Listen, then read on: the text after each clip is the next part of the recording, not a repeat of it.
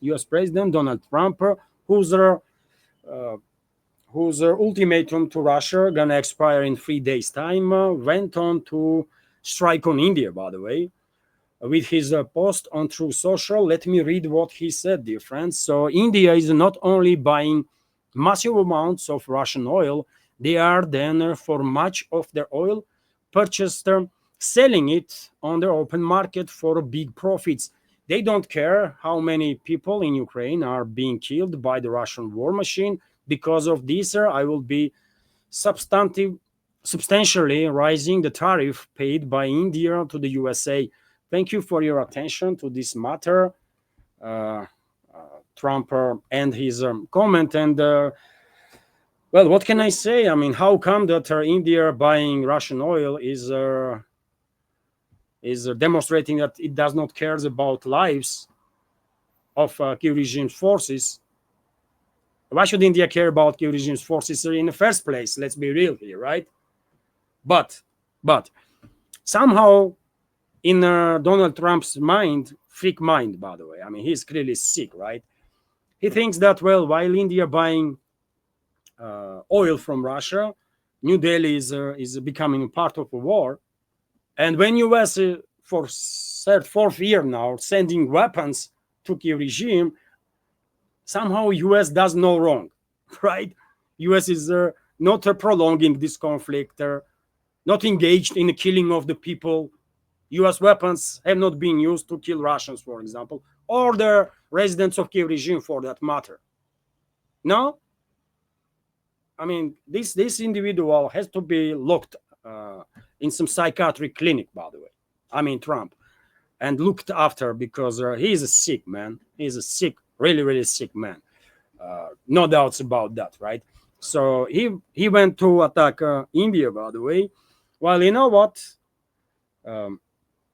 Statements from Washington in the direction of China, by the way, are very, very measured. They are attacking India with their harsh statements, with their hate, actually, right? As if India somehow is a I don't know, still colony of the Anglo-Saxons, right? While their rhetoric towards China is very cautious. And for example, Scott Bessent, high-ranking official from Trump's administration, Treasury Secretary, isn't it? He was very, diplomatic while commenting on India, that India also buys Russian oil, right? And maintains closer relationships with Russia. It's not just oil, by the way. China is a main trade partner with Russia, and trade is like 300 billion on annual terms, or I guess even more now, right? So Indian people should look at this, how Western elites are treating India, right? Supposed ally of the West, and how cautious they are when they are talking about China.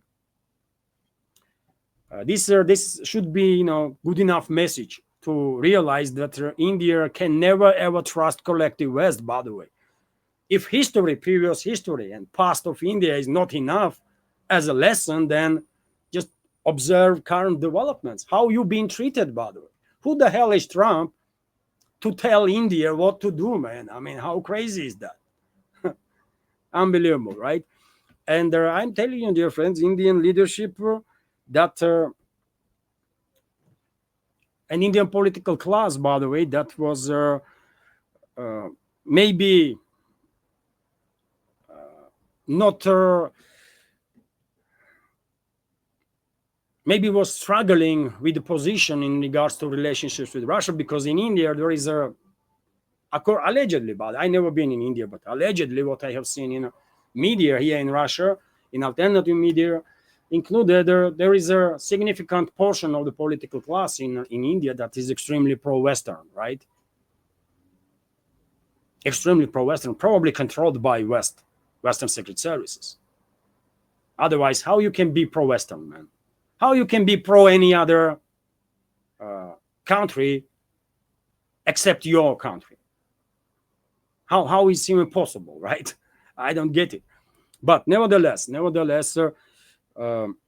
maybe there was initially some doubts that India will withstand this pressure from the US, but now there are less doubts. Still, not everybody is convinced that India will manage to withstand its positions and to not bow down to the US.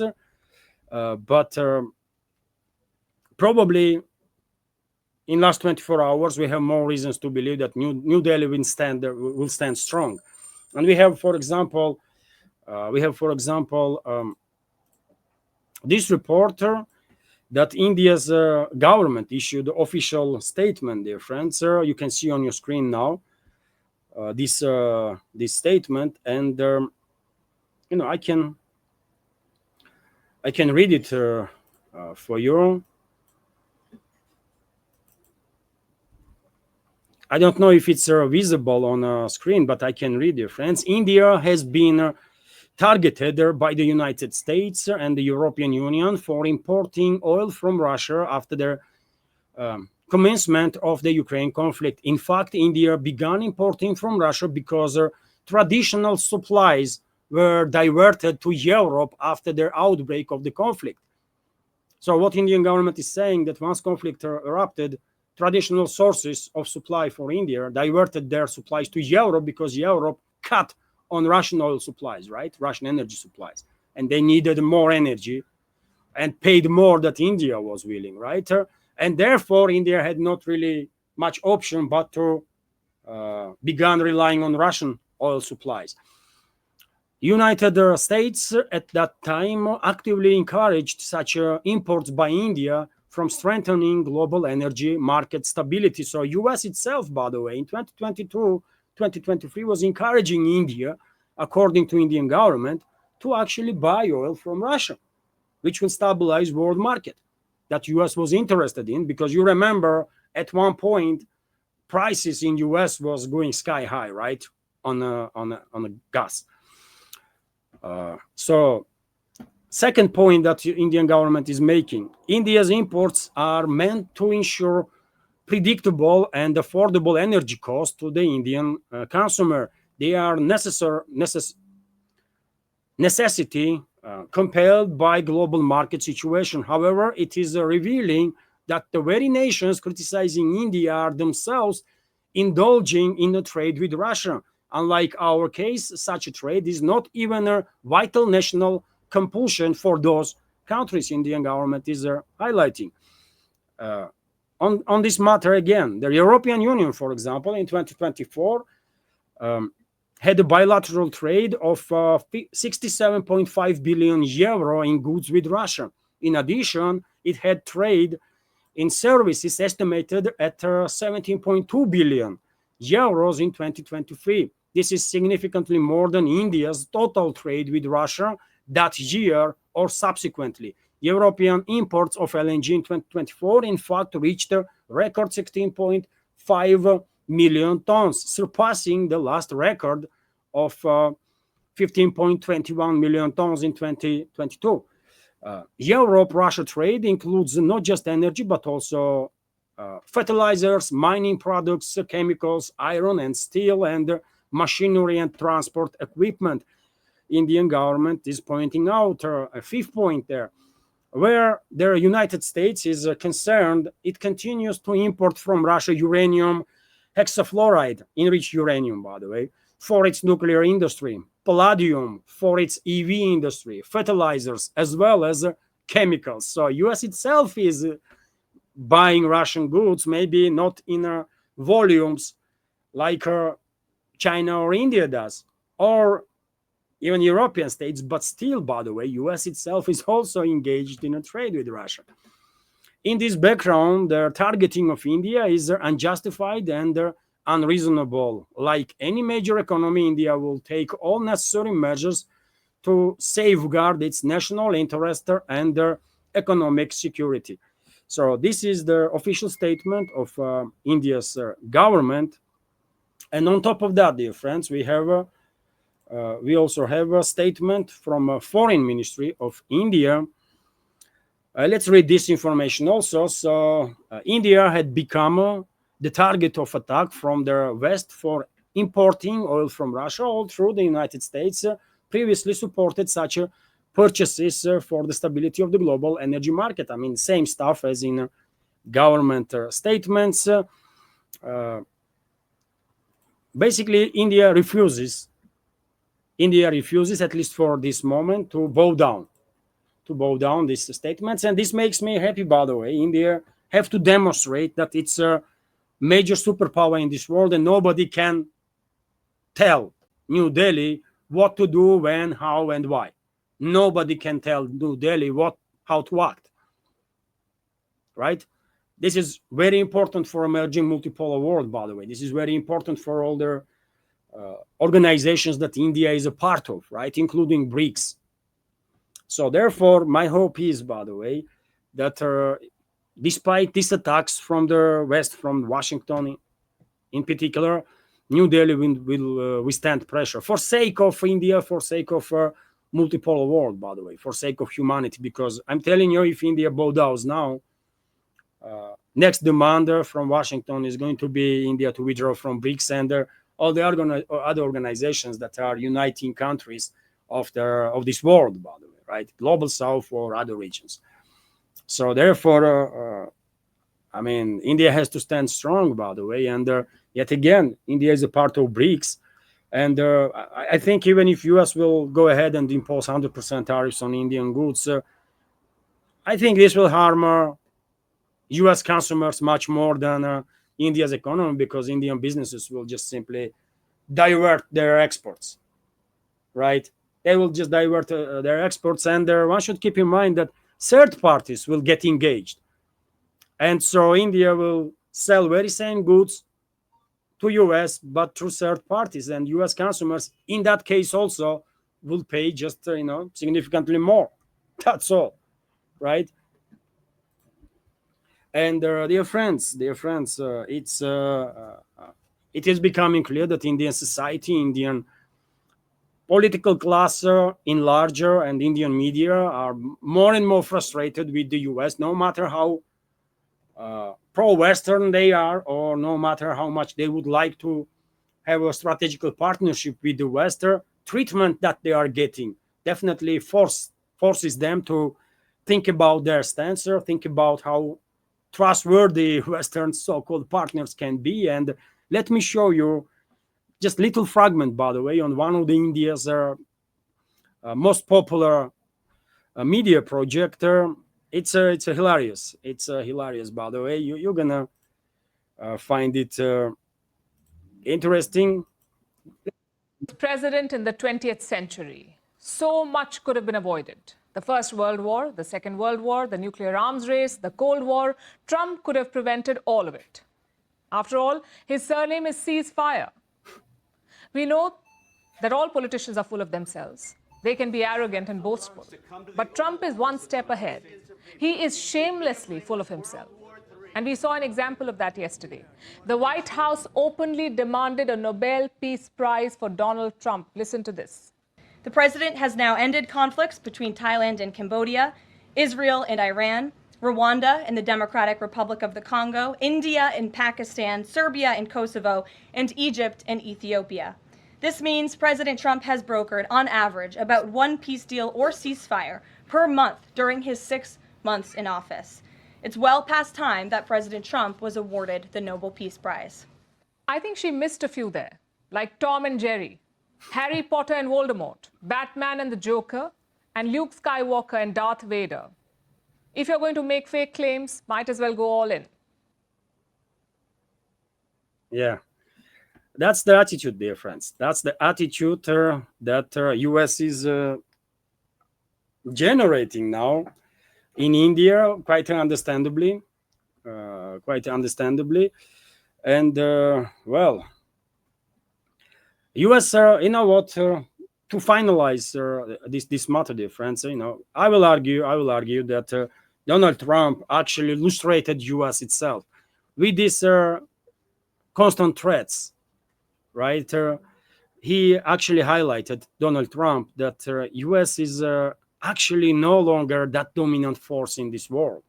And the world has truly changed, and dramatically, actually.